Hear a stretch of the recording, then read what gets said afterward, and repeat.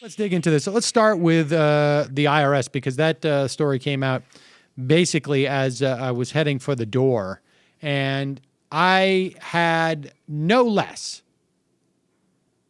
than a dozen email exchanges with Indy Mike, who wrote me thousands of emails over the past year and a half, 2 years, whatever it is, talking about how the IRS scandal just should be just rocking my world. Like, how could you continue to support this administration after what happened at the IRS? Now, just to recap,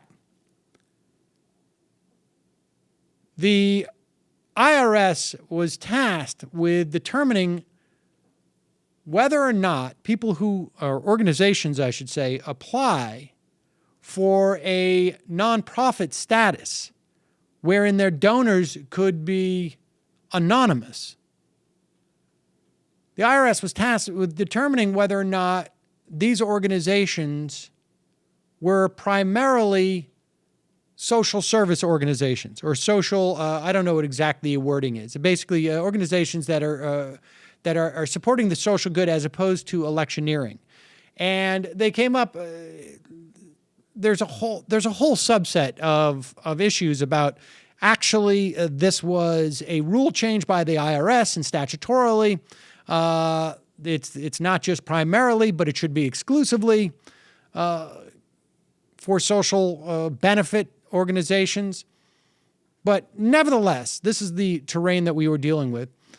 In 2012, I believe it was, after Citizens United, they were inundated by applications to award this status.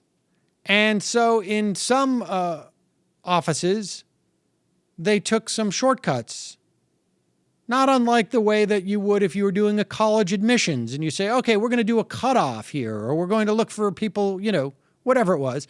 And they targeted organizations by looking for specific words.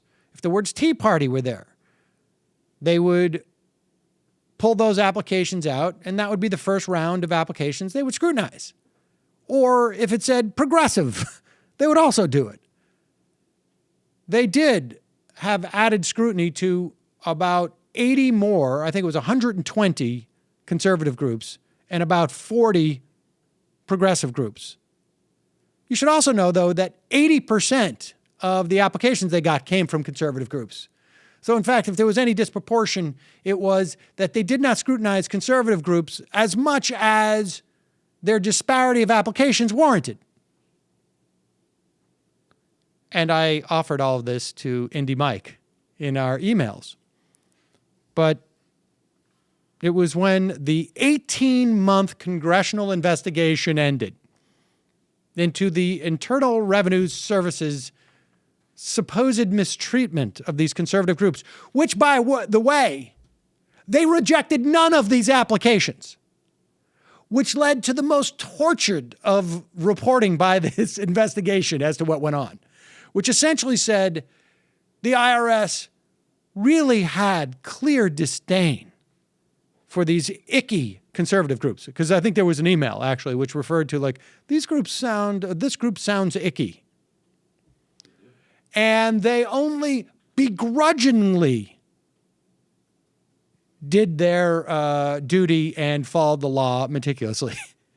So in other words, the whole scandal was about the IRS or certain IRS agents doing their job in an incredibly professional manner, but doing so with just a heavy heart. They were begrudging. So it's basically like when Maya clears the table, but has a look on her face that I don't appreciate. That was warranted the 18-month investigation.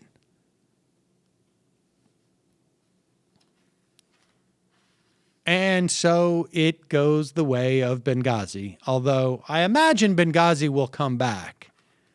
They will find something new so that they can talk about Hillary Clinton. But